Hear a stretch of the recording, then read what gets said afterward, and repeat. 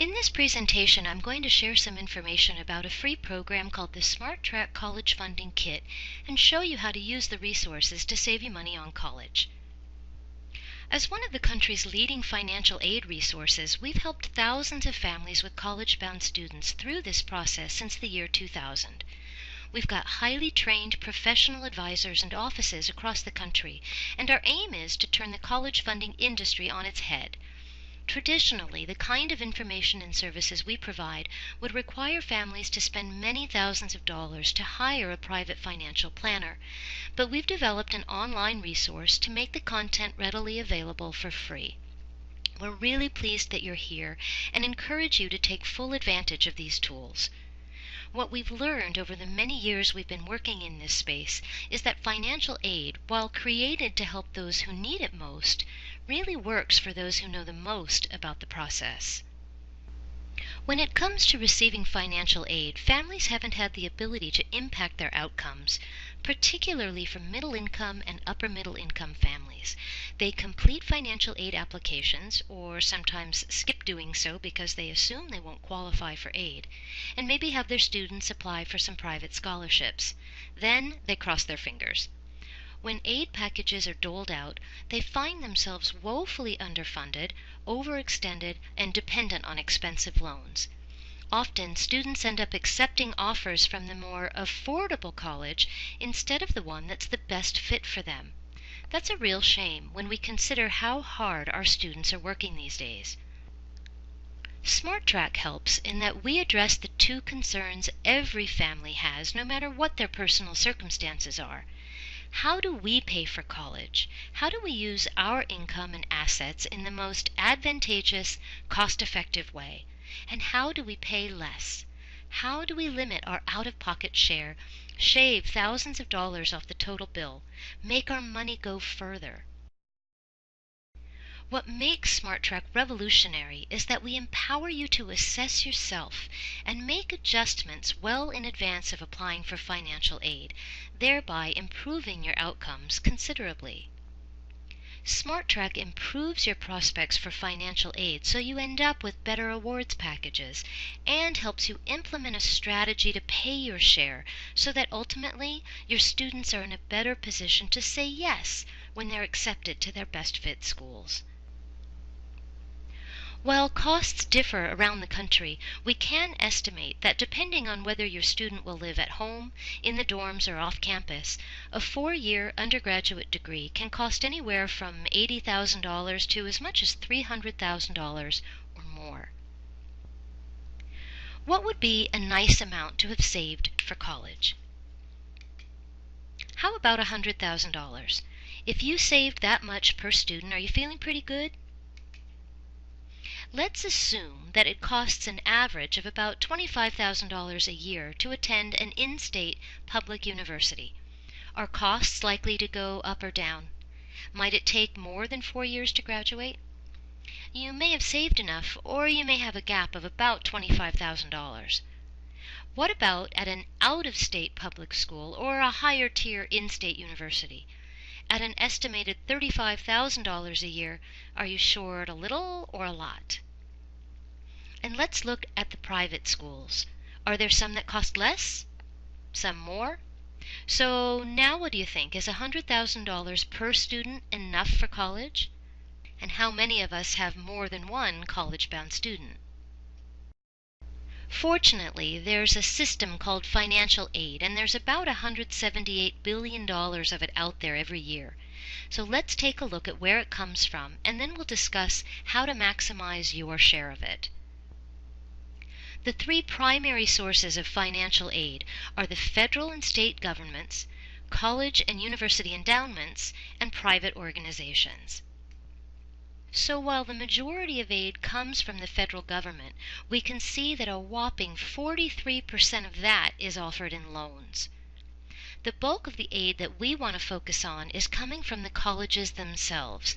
About 20% of the total comes from these endowments. Another 26% of the total comes from federal and state governments in the way of grants and tax credits. These sources are what we want to maximize. Just look for a moment at how much comes from private scholarships. That's the last bar on the right. The ones your student could spend an enormous amount of time and energy applying for. Just 3% of the total aid out there. Let's look at the two types of financial aid. Why do we like gift aid so much? Because it's free, you don't have to pay it back. Other types of gift aid include grants and scholarships, other gifts, and merit aid. We like merit aid because it's not dependent on a family's need, and it's given directly by the college or university based on things like talent, athletics, good grades, or leadership. Colleges use it to incentivize a student to attend their school, so it's not surprising they dole it out to the students that are in the top 10 to 25% of the applicant pool. Then we have self-help, which includes work-study, where your student can get a job on campus and it's paid for by the government. Loans, student and parent loans. Colleges and the government consider loans to be financial aid. Do you? What kind of aid do you want?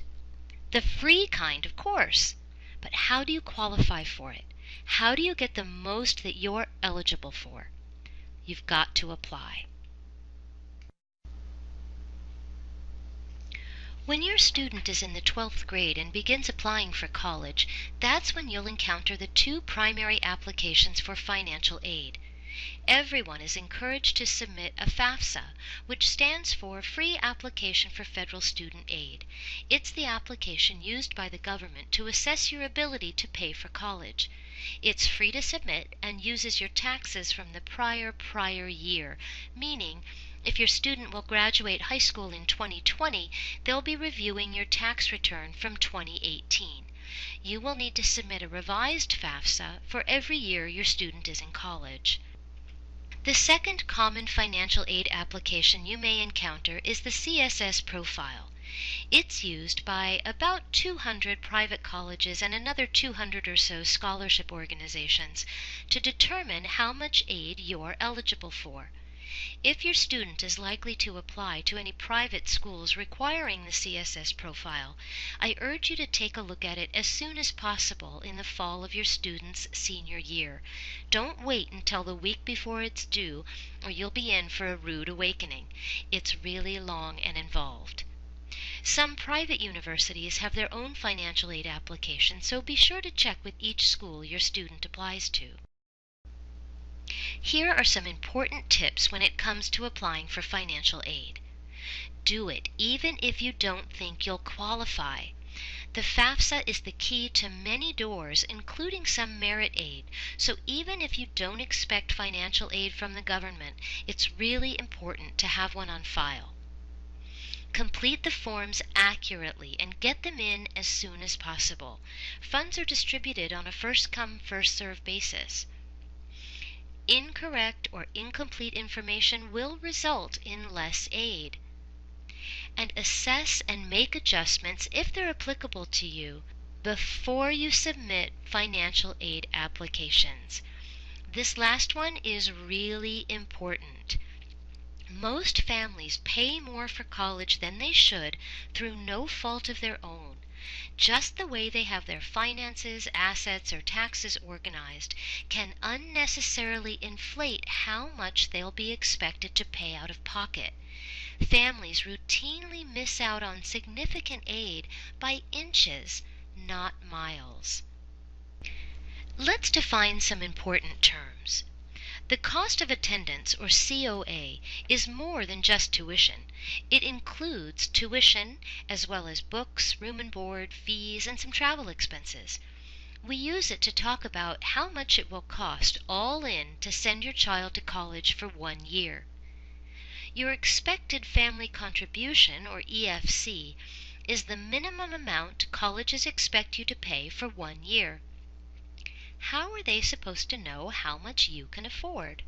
Well, once you've submitted your financial aid applications, they use complicated formulas to assess your finances and determine what your share should be. Now, I've never heard a family say, "Yeah, that sounds about right, that's what I can afford." No, it's usually more like, "Are you kidding me?"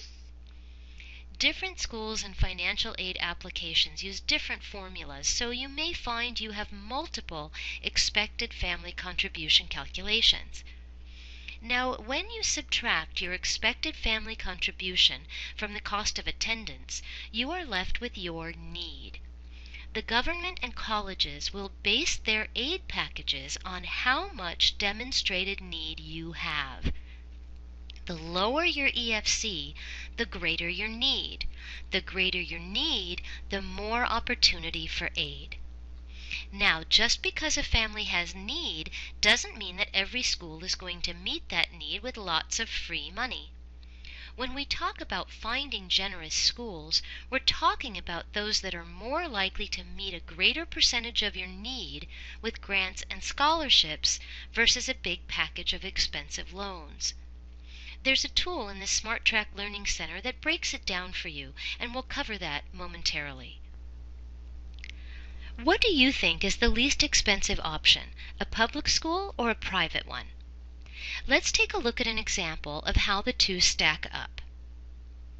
So here we have a school where the cost of attendance is $33,000 at the public school and $70,000 for the private school. The family's expected family contribution is calculated at $33,000. You can see that in the public option here, there's no financial aid because there's no need. On the private side, they've supplied gift aid in the amount of $25,000 and some self-help, maybe that's a loan or some work study, in the amount of $5,000. So the net cost, $33,000 a year at the public school versus $40,000 at the private. Remember when I said that many families overpay for college through no fault of their own? That just by the way they have their finances organized can result in artificially inflated EFC calculations. Well, let's see what happens when we're able to reduce the expected family contribution by $13,000. There's now $13,000 of need on the public side, but without gift aid available to fill the gap, the net cost is still $30,500. On the private side, you've opened up $50,000 worth of need, and the school came up with a generous package to fill it, lowering the total cost to $25,000. Now which is the least expensive option? And what happens if it takes your student longer than 4 years to graduate? You have to factor that into your plans too. Incidentally, according to the Department of Education, 76% of graduates took over 5 years to earn their 4-year degree last year. More time in college could be increasing your overall expense by 20% or more. If your student wants to go to college on an athletic scholarship, here are some important things to consider. Being a sought-after athlete can help leverage getting into college, and some schools will compete with their rivals for your student. But as far as financial aid goes, many colleges require that you complete the aid forms regardless, and coaches can help influence financial aid decisions. But the sobering truth is that only 1 in 10,000 student athletes receive a free ride. Let's talk about some myths of financial aid. We make too much money, we'll never get aid. We have families making upwards of $250,000 getting generous aid packages. There are so many factors to consider, so don't make assumptions that will cost you money. My child doesn't have a 4.0 GPA, so we won't get aid. There is a good fit school for every student at every level. I heard about a scholarship that David Letterman put up at his alma mater. It's only for C students. You can own a home and several rental properties on top of it and still potentially qualify for aid. We've already debunked the myth about private schools. They are often the best sources of aid. This is not so regarding special groups. One's minority status does not play a role in financial aid eligibility. You need to be your own advocate. The College Financial Aid Office is not there to make sure you get every dime you deserve. It would be like expecting the IRS to call you and tell you there are deductions that you forgot to take on your tax return. These are the issues that often derail a family's chances for financial aid, but they don't have to. If you have income between $70,000 and $250,000 or more, if you own your own business, or own a vacation, rental, or commercial property, if you own a home with equity of 30% or more, and if you have non-retirement assets of $50,000 or more. Now, just because some or all of these may apply to you, don't assume that you can't qualify for aid or reduce your college costs. You can do this, and SmartTrack is here to help. This is the Learning Center where you'll begin the process. Use the Quick College Cost Estimator tool to find out in the first 5 minutes whether you have potential for reducing your expected family contributions, and read about the most common ways to achieve those reductions. Then take about 20 minutes to complete the college funding report. That's where you're going to see detailed breakdowns of how much you can expect to pay for any given college, and identify those that are more likely to be generous in meeting your need. Your SmartTrack membership entitles you to a free 15-minute personal assessment with a professional college funding SmartTrack coach. This is a great opportunity to have your questions answered and review your college funding report. The earlier you start thinking about your strategy to pay for college, the more opportunities you'll have to impact your outcomes. You need to be prepared to pay your share and maximize both your merit and need-based aid, and this assessment can really help you here. You'll want to take some time to navigate around the Learning Center. It's chock full of tools and tutorials, resources that will help you better understand the college funding process, how to save money, stay organized, and reduce the level of stress in your household.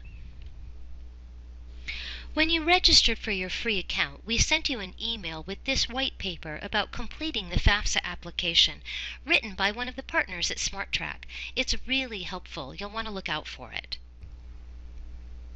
If you have a complicated financial or family situation, you may want to consider working with a professional SmartTrack coach on a personalized, comprehensive college funding plan designed to optimize your financial aid potential and determine the smartest funding methods for your specific situation.